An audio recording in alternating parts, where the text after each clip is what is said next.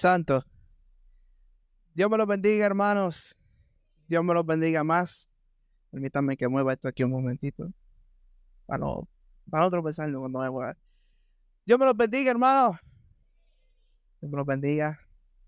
Como siempre digo, cada vez que me toca predicar es un honor, un privilegio poder compartir con ustedes. Poder, como les digo, compartir de lo que nos da nuestro Señor Jesucristo y así poder compartir juntos la cena del Señor. Bueno, no la cena del Señor porque no estamos en la Santa Cena, pero lo que el Dios nos quiere dar a través. Amén. Y voy a empezar los primeros versículos, el versículo que vamos a estar usando, el capítulo, mejor dicho, que vamos a estar usando durante esta noche. Es un poquito aburrido. Es un poquito aburrido. Que a no muchos les gusta este capítulo y dicen, no, esto yo me lo salto y sigo. Mateo. Vayan buscando en su Biblia. Mateo 1, del 1 al 17. Mateo 1, del 1 al 17. Lo tengan, me dicen amén. Si no, misericordia. Amén. Amén, aleluya. Mateo 1, del 1 al 17, lee la palabra del Señor de la siguiente manera.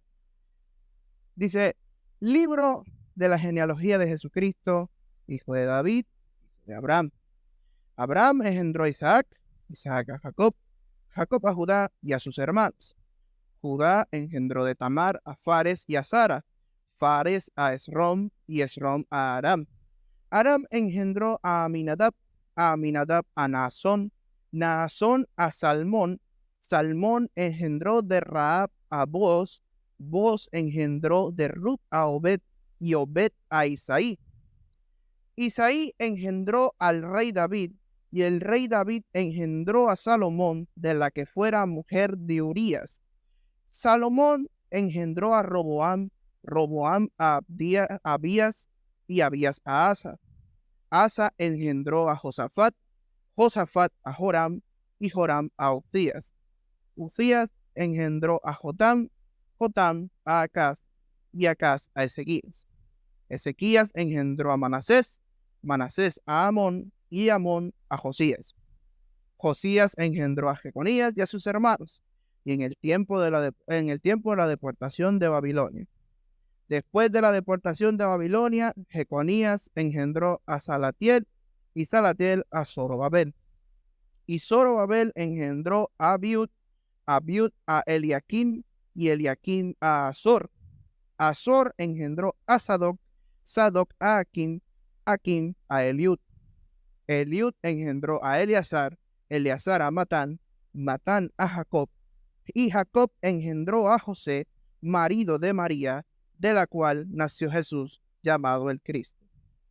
De manera que de todas las generaciones, desde Abraham a David, son 14, desde David a la deportación de Babilonia, 14, y desde la deportación de Babilonia hasta Cristo, 14.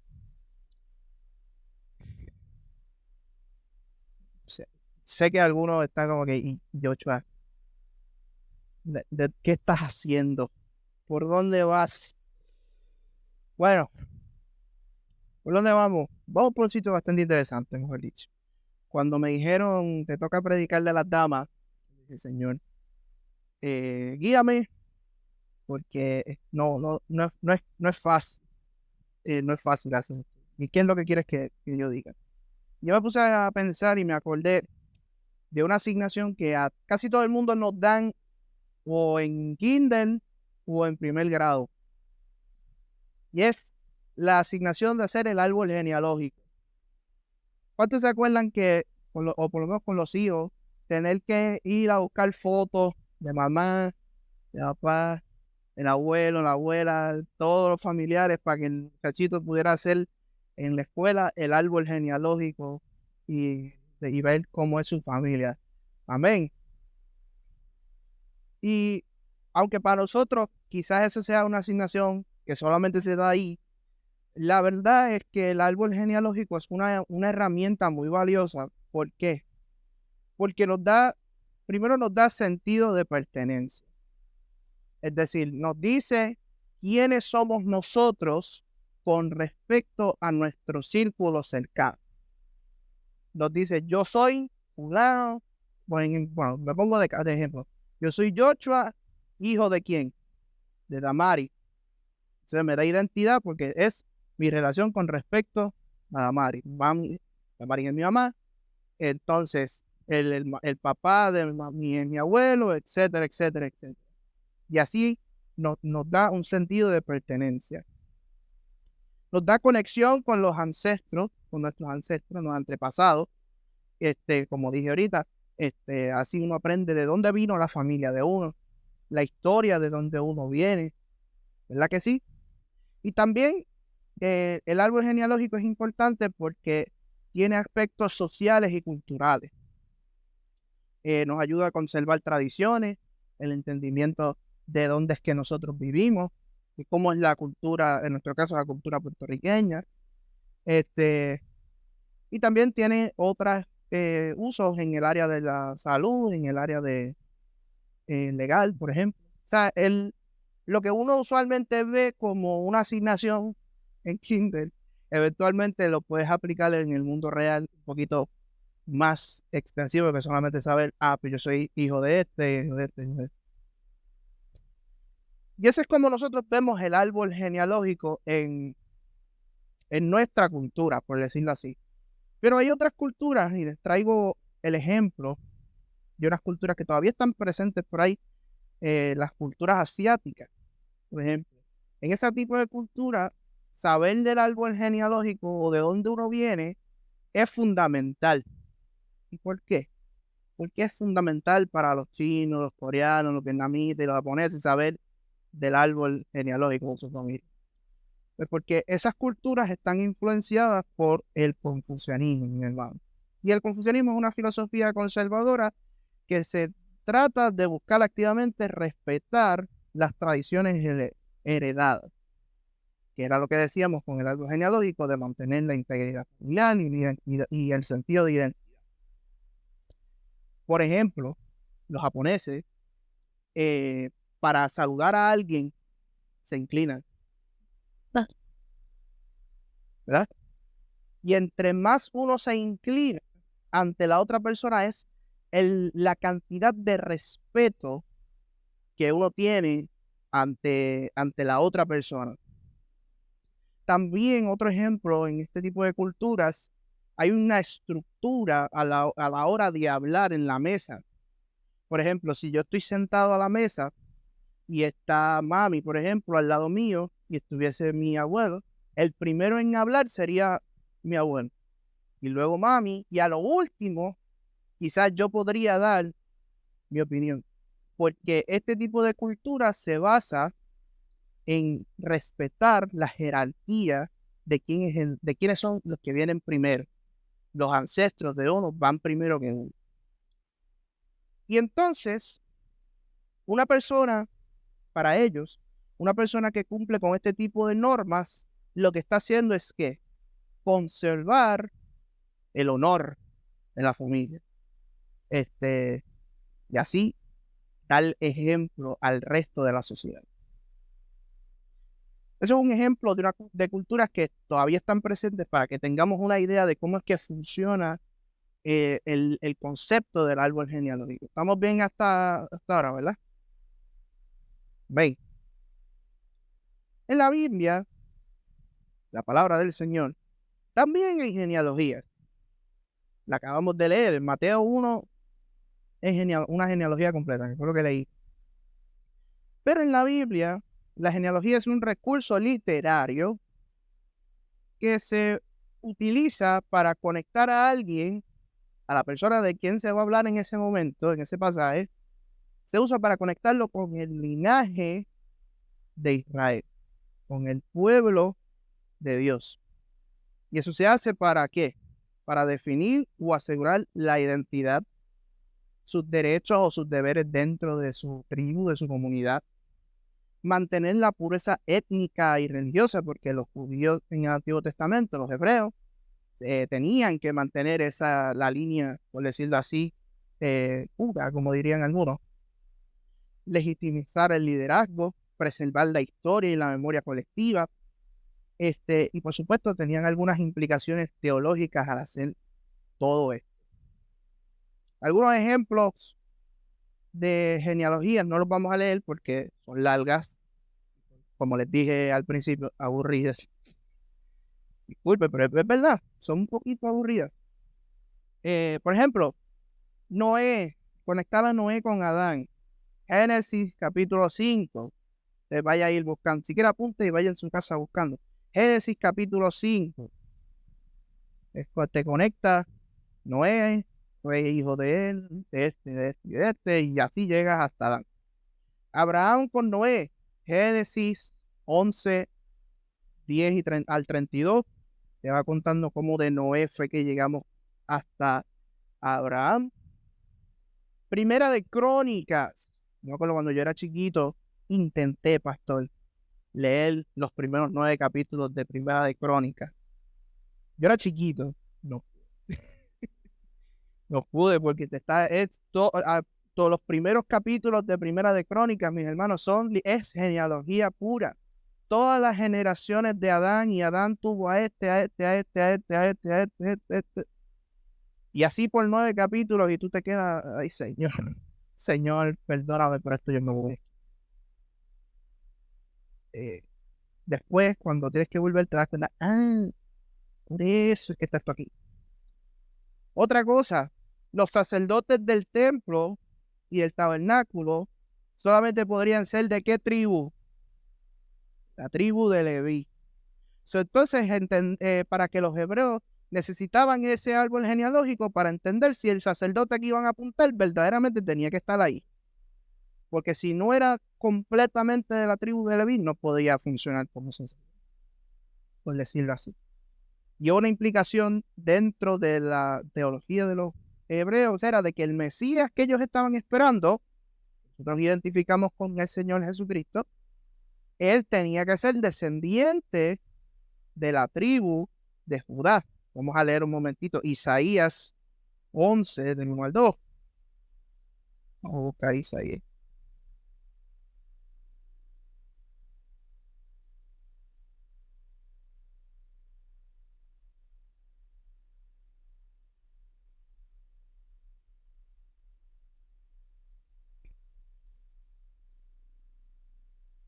Isaías 11, del 1 al 2.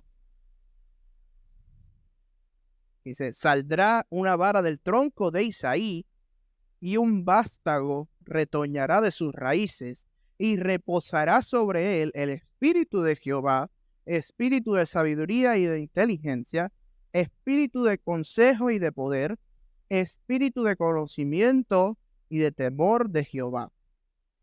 Saldrá una vara del tronco de Isaí. Isaí, padre de quién? El rey David. Y cuando te dicen, va a salir una vara del tronco de Isaí, y que va a descender sobre él, ¿quién? El espíritu del Señor. Puede estar hablando de David, fine, pero también está hablando de Isaías. O sea, estamos entendiendo de que Isaías te está hablando de quién? De Jesús. Isaías te está diciendo más de 400, 700 años antes de Jesús. Por ahí viene el Mesías. Por ahí viene. Estate pendiente que por ahí viene. Y con lo que leímos ahorita, les tengo que dar un poquito de contexto extra. Cuando me llegó este tema, los que me conocen saben que yo soy un nerd. Me gusta investigar y leer y comparar y contrastar con otros. Y de ahí entonces las genealogías también existen en otros textos antiguos que son contemporáneos con la Biblia. Y hay un formato, en aquellos tiempos había un formato, y es que las genealogías, la mayoría de ellas, vamos a decir el 99%, se escriben del lado paterno. se escriben del lado paterno. Entonces, ¿por qué? ¿Por qué se hace esto así? Porque en aquellos tiempos, mis hermanos, no éramos como hoy en día, que tenemos una apreciación mayor por la mujer, sino de que en aquella época se entendía al hombre, a la figura masculina, como la representación de la autoridad de la estructura social. Es decir, en arroz habichuelas, el hombre era el que se encargaba de producir, de traer comida, de proteger a la familia, mantener un orden, etcétera. Por eso es que muchas de las genealogías se trazan por el lado masculino. Es decir, estos fueron los que mantuvieron la estructura de la casa, por decirlo así. Pero nosotros leímos una genealogía que tiene una excepción bastante peculiar. Yo no sé si se dieron cuenta, voy a decir como quiera, pero no sé si se dieron cuenta de que la que nosotros leímos tiene una cosita diferente a la tradición de cómo se construyen las genealogías. Pero antes de eso, en el Nuevo Testamento hay dos genealogías de Jesús. Está la de Mateo, que fue la que nosotros leímos, y está la de Lucas. En el Evangelio de Lucas no lo vamos a leer, pero está en Lucas 3, del 23 al 38. Lucas también ofrece su versión de la genealogía de Jesús. Ambas cumplen con la función principal de conectar la figura de Jesús directamente con David, con el rey David, y por ende con el linaje de Israel. Y también cumplen la función religiosa de recordarle a sus lectores la divinidad de Cristo. De hecho, Lucas al final lo deja bastante claro. Al principio dice Jesús, hijo de José, hijo de este, y al final dice este que era hijo de Adán, y Adán, hijo de Dios. So, Lucas en ese caso lo deja un poquito más claro. Pero ahí me interesa la de Mateo por otras razones. Mateo hace juegos poéticos, mis hermanos. Lo que nosotros vimos, dice, esto está tan enredado aquí, yo no entiendo quién trajo a este. Mateo hace juegos poéticos, hace juegos poéticos con ciertos nombres que hay por ahí para hacer referencia a diferentes partes del Antiguo Testamento. Como leímos al final de la lectura, él divide las generaciones que menciona en 3 secciones de 14. 14 ¿cuánto es? Si dividimos 14, ¿cuánto es? 7 por 2, ¿verdad que sí? ¿Y por qué te digo esto? Porque el 3 y el 7, pues para los hebreos son números que son importantes para él, porque representaban la perfección y la Trinidad, que juntos, pues, también, eso es algo que hace Mateo, ¿verdad? Lucas también tiene otra particularidad, y es que la de Lucas es más larga que la de Mateo. Pero Lucas no divide su genealogía, sino que lo que se recuenta son 77 generaciones. ¿Te das cuenta? 7 por 10, 70 más 7. Que ya lo habíamos mencionado, el 7 representa la perfección. Esos son los elementos poéticos que se usan aquí y que vienen de otro aspecto de la cultura. Pero la peculiaridad en la que yo me quiero enfocar con ustedes en esta noche, que hace Mateo y que no la hace Lucas, porque Lucas hace un recorrido tradicional de la genealogía de Jesús. Lucas, tú los lees y todos los nombres son masculinos. Se va como cualquier genealogía regular, por decirlo así. Pero yo no sé si ustedes se dieron cuenta cuando leímos Mateo 1, que Mateo incluyó 5 féminas en su recuento de la genealogía mesiánica. Y no están ahí por casualidad. Si uno lo lee así como, ok, pues están aquí, pero ¿por qué están ahí? Pues no es por casualidad. Tiene un propósito que estas mujeres estén ahí escritas directamente en la genealogía del Señor, y que nosotros como cristianos del siglo XXI, tenemos que aprender y podemos aprender de estas personas. ¿A quién menciona Mateo? No vamos a volver a leerlo, pero ¿a quién menciona? Hace mención de Tamar, hace mención de Rahab, hace mención de Ruth. Betsabé no la menciona por nombre, la menciona como la mujer de Urías, pero menciona a Betsabé. Y por supuesto, a María. Son 5 mujeres que Mateo pone, no por casualidad, en su recuento. Y vamos a empezar viendo cada una de ellas. Y vamos a empezar con la historia de Tamar. No lo vamos a leer porque el capítulo es largo, pero para que lo apunten, es Génesis capítulo 38. Guárdenlo por ahí, doblen la página en la Biblia, no sé, como ustedes quieran. Génesis 38. Voy a contar un resumen de qué pasa ahí y por qué Tamar es la historia de Tamar. Ustedes se acuerdan, Abraham tuvo a Isaac, Isaac tuvo a Jacob, y Jacob tuvo 12 hijos que son las 12 tribus de Israel. ¿Verdad que sí? Ven. Uno de esos 12 hijos es nada más y nada menos que Judá. De donde nosotros sacamos el concepto de el león de la tribu de Judá. Ese Judá. Ese. Él tenía un hijo, se llama ¿Y qué pasa? Ese muchacho era una mala persona. Y a Dios no le gustaba cómo él actuaba y decidió acabar con él. Sacarlo de aquí, de este. Muere por su maldad. Pero él estaba casado con Tamar. Entonces Tamar queda viuda de él. ¿Y qué pasa? Judá va donde su otro hijo, Onán, y le dice, mira, según la tradición, tú te tienes que acostar, tener un hijo con Tamar, para entonces preservar el legado de tu hermano, preservar el linaje de tu hermano. Pero Onán no lo hace bien, por decirlo así.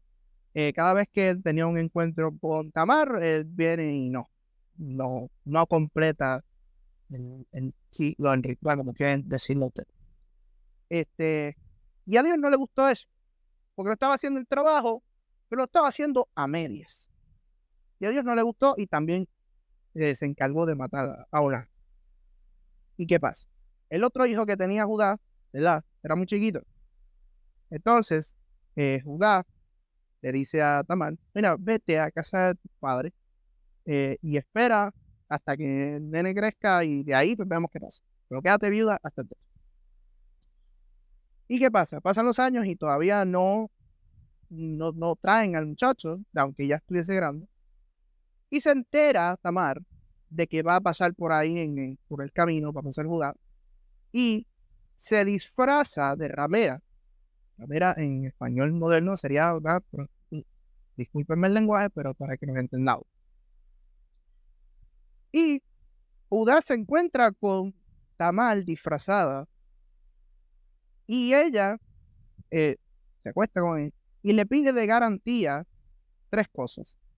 Le pide su anillo, un cordón y un báculo. Báculo es bastón, naval. Y se la pide por garantía para que entonces después pueda encontrarla, por decirlo así. Y embarazada ahora de Judá, que era el papá de su difunto, da a luz entonces a Fares y a Sara, que los vimos en Mateo. Entonces, cuando Judá se entera de que supuestamente Tamar aparentemente se salió de lo que decía la tradición y no esperó, entre comillas, a su hijo, se enfurece y va, no, espérate, voten, lo que sea, esto no. Y entonces cuando viene Tamar a justificarse, viene y dice, la persona de quien es este anillo, este cordón y este báculo, de esa persona es el hijo que yo tengo ahora.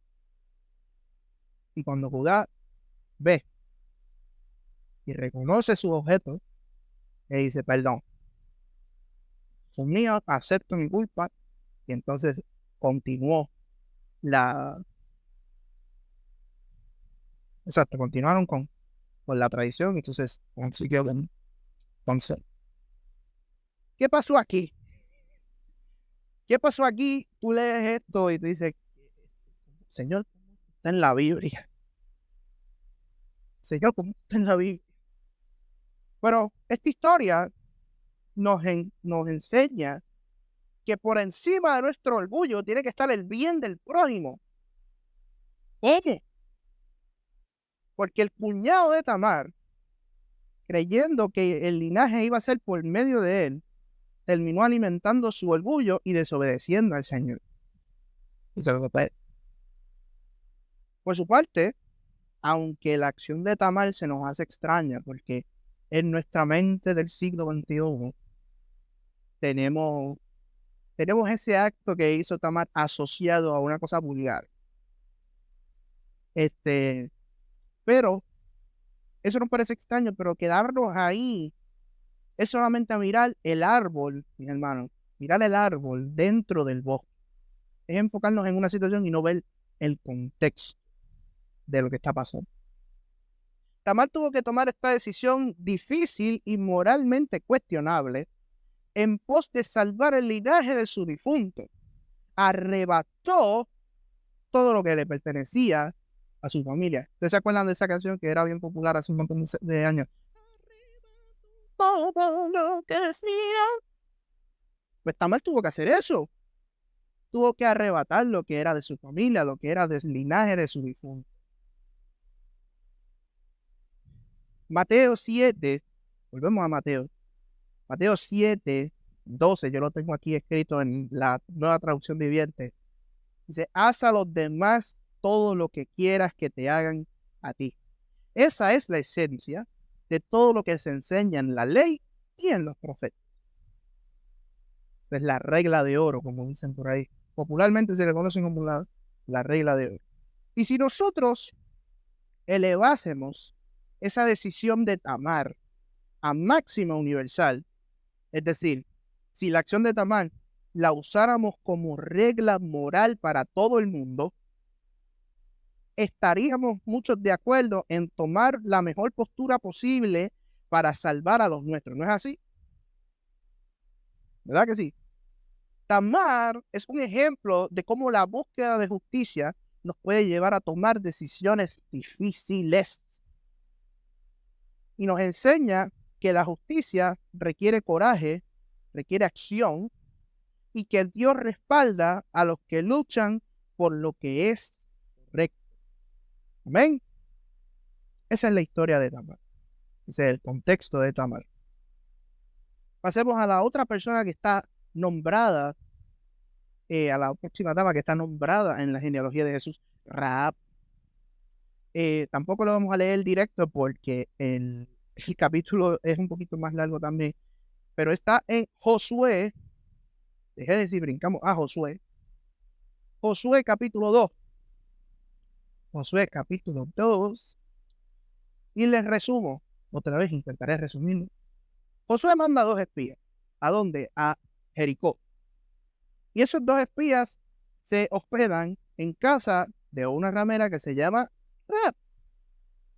Y cuando el rey de Jericó, que sabe que vienen los israelitas por ahí y que el Dios de los israelitas está con ellos y ha hecho milagros y la columna de fuego y la columna de nube y los egipcios ahogados en el mar rojo, los rumores corren. Y el rey de Jericó manda mensajeros a donde la casa de Rahab y les pregunta, ¿dónde están estos espías? Y ya les dice, no, sí, sé que vinieron aquí unas personas, pero yo no sé de dónde son, ni los conozco. Quizás se fueron por ahí, persíguelos antes de que se escapen full.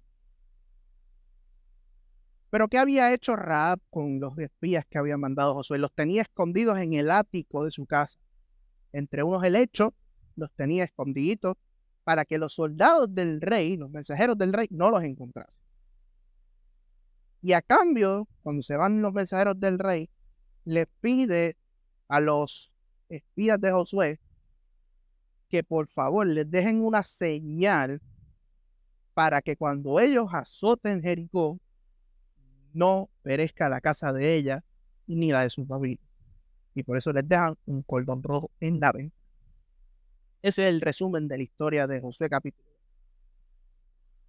La historia de Rahab es un poderoso testimonio de perdón y de redención de parte de Dios.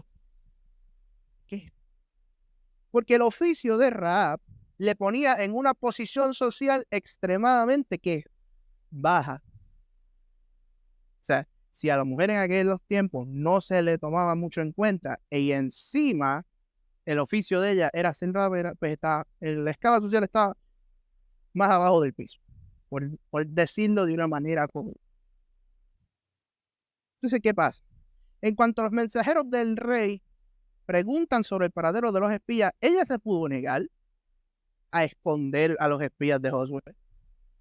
Quizás eso le iba a ayudar a subir en la escala social, en el poder social. Le hice un favor al rey, esto me puede ayudar aquí a esto. Pero ella no hizo eso. Porque cuando el nombre y el poder de Dios resuena entre los pueblos, no nos queda más que reconocer que la forma en que nosotros vivimos es que perecedera, se fuma, y que lo único que puede preservarnos la vida es la misericordia de Dios. ¿Ven? Y a pesar de su pasado como ramera, Rahab creyó en el Dios de Israel y ayudó a sus espías hebreos, asegurando la salvación de su familia. Y así como nos recuerda el apóstol Pablo en su epístola a Primera de Corintios 1, del 26 al 29, en este caso yo lo estoy leyendo de la Reina Valera SBT, dice: mirad, hermanos, vuestra vocación, que no sois muchos sabios según la carne, ni muchos poderosos, ni muchos nobles, sino que de lo necio del mundo escogió Dios para avergonzar a los sabios, y lo débil del mundo escogió Dios para avergonzar a los fuertes. Lo vil y menospreciado del mundo escogió Dios, y lo que no es, para deshacer lo que es, y para que ninguna carne se jacte en su presencia. ¿Ven? Rahab nos recuerda que Dios nos ama sin importar nuestro pasado, sin importar de dónde venimos ni de lo que hayamos hecho. Él puede transformar lo vil y menospreciado para algo glorioso en su propósito. Amén. Amén. Qué bueno. Bueno. Continuamos. Ya hicimos a Tamar, ya hablamos de Ruth, de Rahab, perdón. Y ahora sí vamos con Ruth.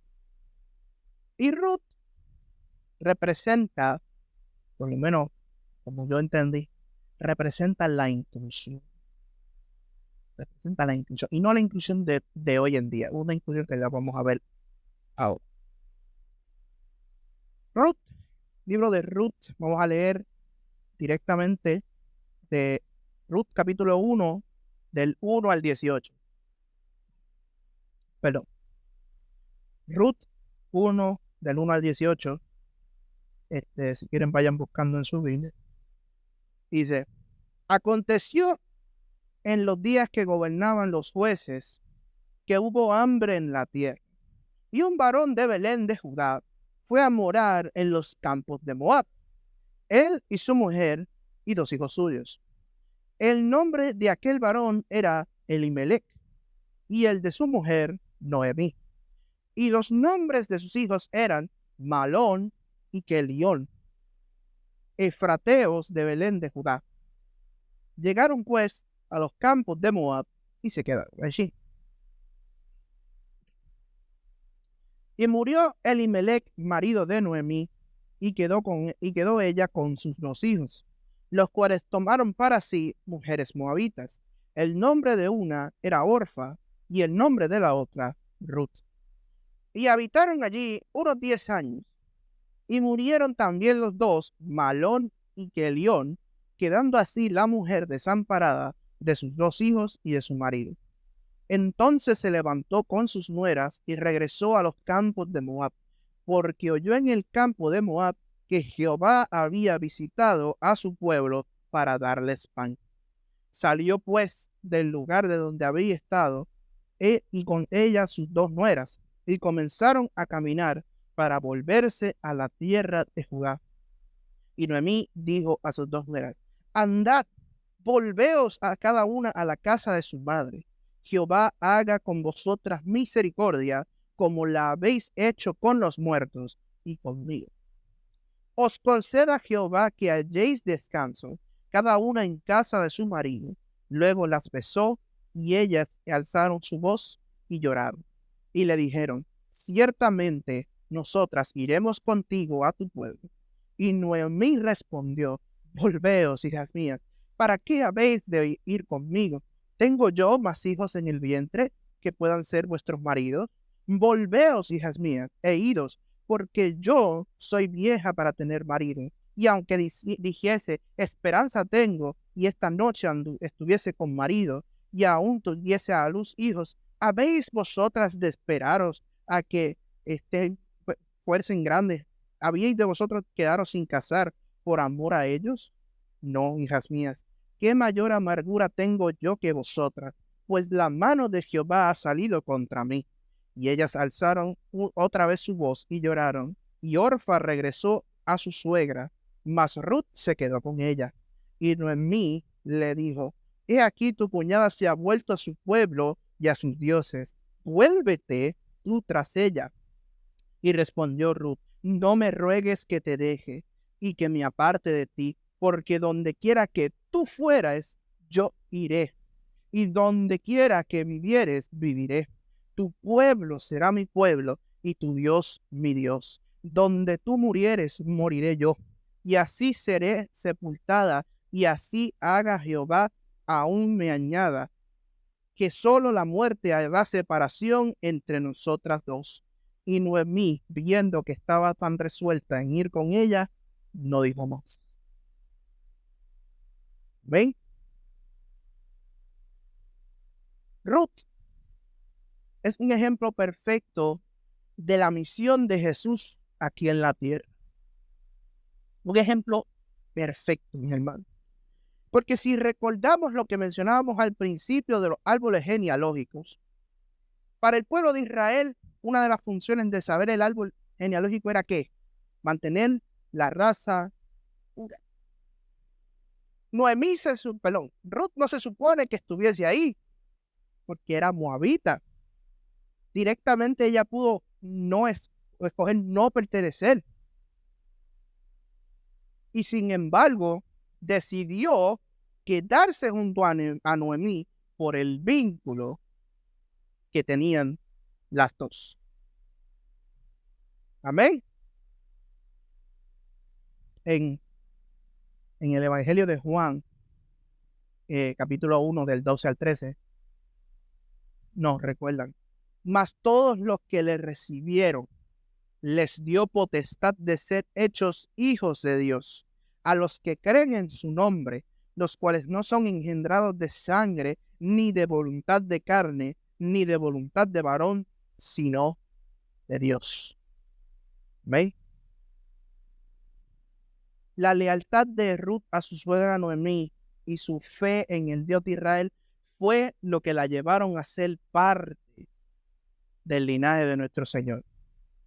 Amén.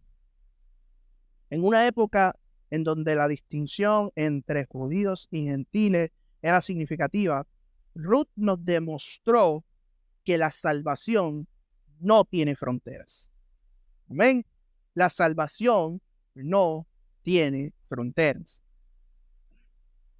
El hecho de que Ruth esté en el árbol genealógico del Mesías nos deja una cosa en claro y con firmeza. Y esa es lo siguiente, y quiero que lo digamos todos unísono. Todos estamos invitados a ser parte del pueblo de Dios. Dígalo conmigo. Todos estamos invitados a ser parte del pueblo de Dios. Ven. Ven. En Gálatas, la epístola a los Gálatas, capítulo 3, 28, porque todos sois hijos de Dios por la fe en Cristo Jesús. Pues todos los que habéis sido bautizados en Cristo, de Cristo estáis revestidos. No hay judío ni griego, no hay siervo ni libre, no hay varón ni mujer, porque todos vosotros sois uno en Cristo Jesús.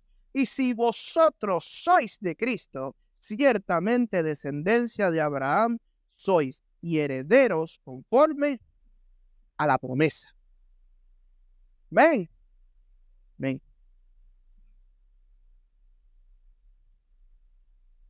¿Qué nos quiere decir Ruth? ¿Qué nos habla la historia de Ruth? No importa nuestra piel, no importa nuestra raza, no importa nuestra afiliación política, no importa, mis hermanos. Todos somos ¿qué? Bienvenidos en el reino del Señor. Amén.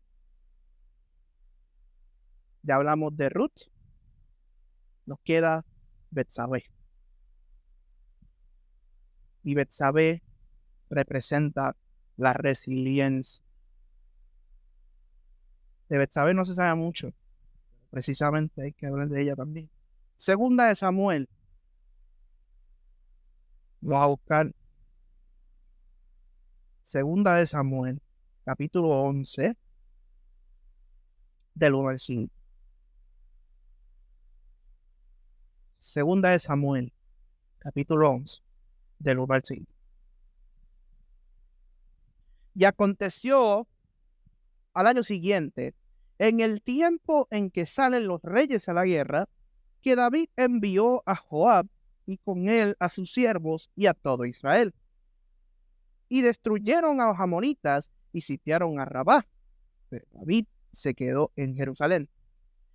Y sucedió un día, al caer la tarde, que se levantó David de su lecho y se paseaba sobre el terrado de la casa real. Y vio desde el terrado a una mujer, envió David a preguntar por aquella mujer y le dijeron, aquella es Betsabé, hija de Eliam, mujer de Urías Heteo. Y envió David mensajeros y la tomó y vino a él y durmió él con ella. Y luego se purificó de su inmundicia y se volvió a su casa. Y concibió la mujer y envió a hacerlo saber a David, diciendo, estoy en sí. Ok, otra vez. ¿Qué pasó aquí? ¿Qué pasó aquí? Señor, porque esto está en la Biblia. Es lo que digo yo a veces. Betsabé es la víctima de esta historia. ¿Sí? Betsabé es la víctima de esta historia. Ella estaba cumpliendo, lo acabamos de leer, ella estaba cumpliendo con los rituales de purificación que se le exigían como mujer.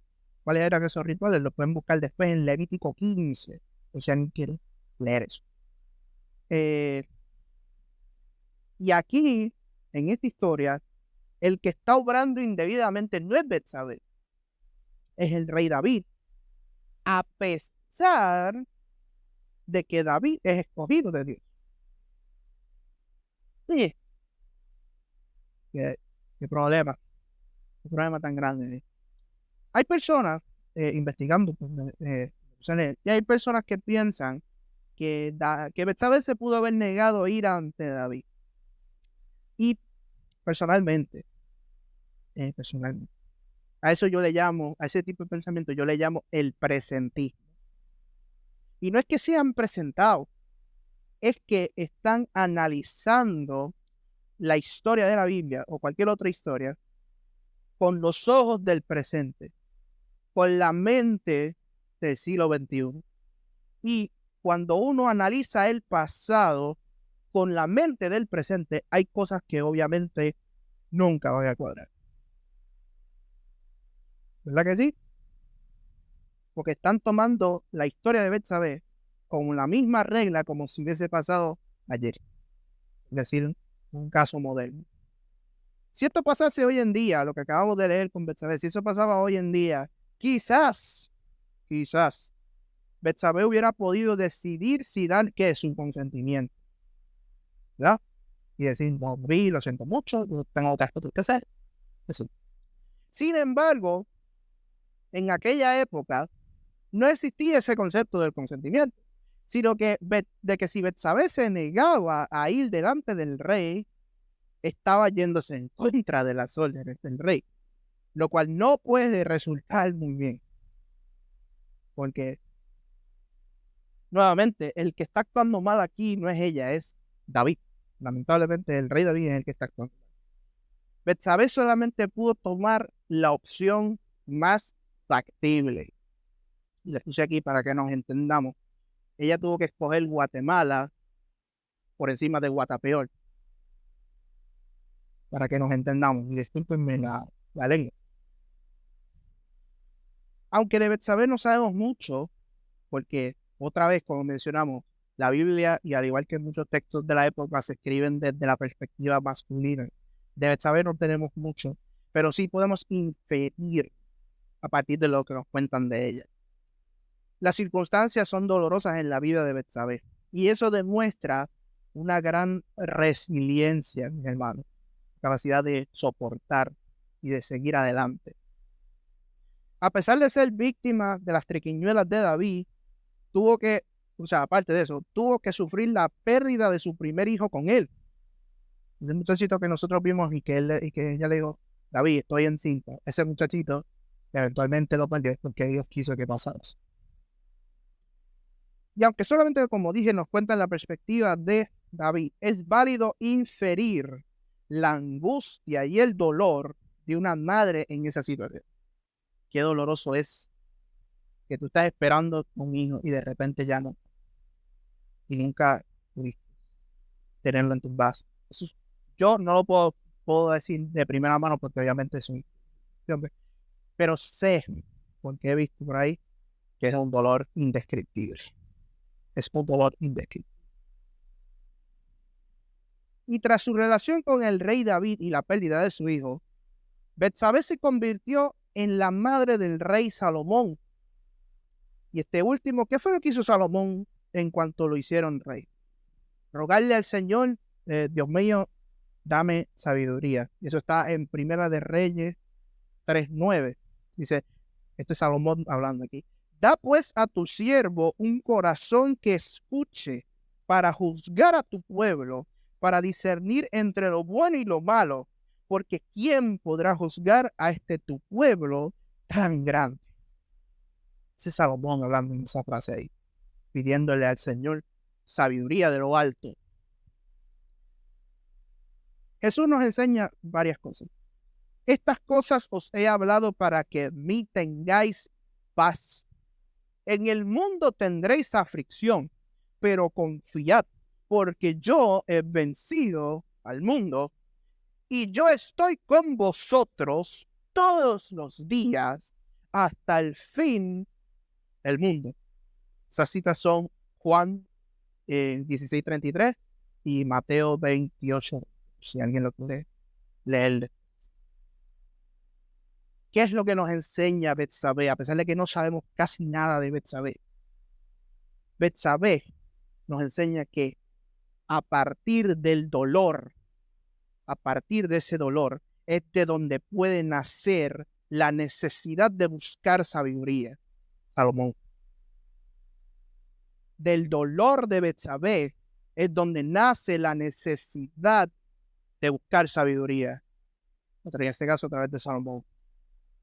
Y a través de ese dolor es por el medio con el cual Dios puede transformar nuestras pruebas en fuentes de fortaleza y de crecimiento. Eso es lo que nos quiere hablar Betsabé. Ven. Ya hemos hablado de 4 de las 5 damas que menciona Mateo en su recuento de la genealogía del Mesías. Nos falta una.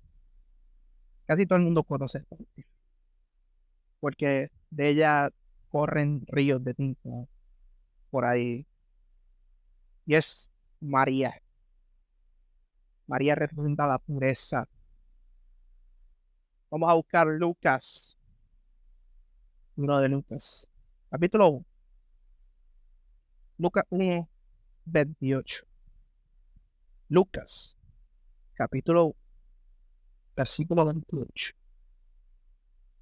Dice, y entrando el ángel en donde ella estaba, dijo, salve, muy favorecida, el Señor es contigo, bendita tú entre las mujeres. María es una figura integral que refleja y sintetiza las cualidades de las mujeres mencionadas en esta genealogía de Jesús, mostrando cómo Dios trabaja a través de la diversidad de experiencias y trasfondos para cumplir su plan redentor. María, la persona de María, mezcla, reúne estas cualidades que hablábamos tanto de Tamar, representando la justicia por los suyos, el perdón de Rahab, la inclusión de Ruth y de la resiliencia de Betsabé. Ven, en el caso de María, su justicia viene en aceptar el papel, en su papel en el plan de Dios, asegurando la continuidad del linaje mesiánico. El perdón, a pesar de las posibles críticas y malentendidos, confía en el plan divino, reflejando la redención y el perdón. Porque acuérdense que es la Virgen María. No tuvo, a ver, es la Virgen María. En alrededor de ella, mucha gente puede haberla criticado, que nosotros no sepamos. Pero que críticas hubo recibido, pudo con recibir. Inclusión a través de tener a Jesucristo abre la puerta para la salvación de toda la humanidad, porque acepta ese rol. Nos incluye entonces, gracias a que ella aceptó su rol como madre del Salvador, nos incluye a todos en la promesa. Amén. Y la resiliencia, que soporta el dolor y la pérdida también, confiando en la sabiduría y el propósito de Dios. María en la cruz, frente a la cruz, viendo a su hijo sufriendo, pero a la misma vez confiando en que lo que está pasando allí al frente de ella tiene que pasar por el bien, no solamente de ella, sino de todos nosotros que estamos aquí. Amén. Amén. ¿Y qué más se le puede añadir a la persona que ostenta el título de Madre del Señor? Y que es el ejemplo vital del arquetipo de la mujer virtuosa. Pues humildemente a mí me gustaría añadir otra connotación que viene, que la aporta el otro canto del título que tiene María. La Virgen María, en el lado de la Virgen María sería la pureza. Y les voy a leer de aquí, en este caso estoy leyendo de Reina Valera SBT, Efesios 5, 25 al 27.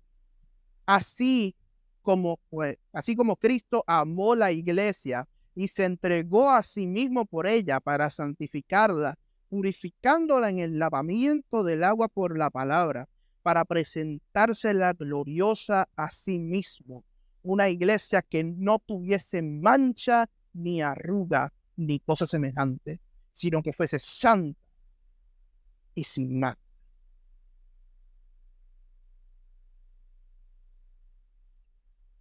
Lo que estamos haciendo aquí es asimilar pureza con santidad. Y haciendo mención a el estudio bíblico que hizo hace unos martes atrás nuestro pastor Javier Dones, y la santidad es progresiva, mis hermanos. Es decir, que todos los días nuestro deber como cristianos es unas cuantas cositas. Hablamos de qué, de justicia, hablamos de perdón, hablamos de inclusión, resiliencia, ¿verdad? Pero nosotros tenemos que aprender a ser guiados por la justicia de Dios, buscar lo que es correcto, buscar lo que es justo.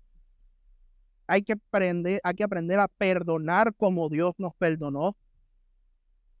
Hay que aprender a no despreciar a aquellos que son diferentes de nosotros.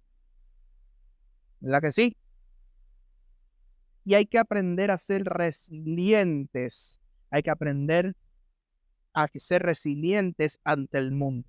Pues como nos dijo el propio Señor Jesús, en el mundo ¿qué? Tendréis aflicción, pero confiad.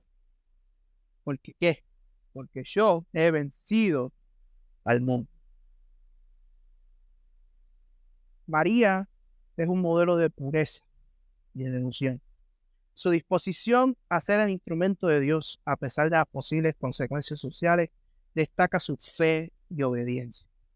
María nos inspira, a mí y a todos nosotros, nos inspira ¿a qué? A llevar una vida de pureza, de santidad, recordándonos que Cristo vendrá pronto a buscar una iglesia sin mancha. Su ejemplo nos llama a prepararnos y a vivir en santidad, esperando con ansias el regreso de nuestro Salvador, Señor Jesucristo. Amén. Amén. Esto es todo lo que tengo para ustedes en esta noche, mis hermanas y hermanos. Les doy gracias por la oportunidad. Dios me los bendiga, Dios me los guarde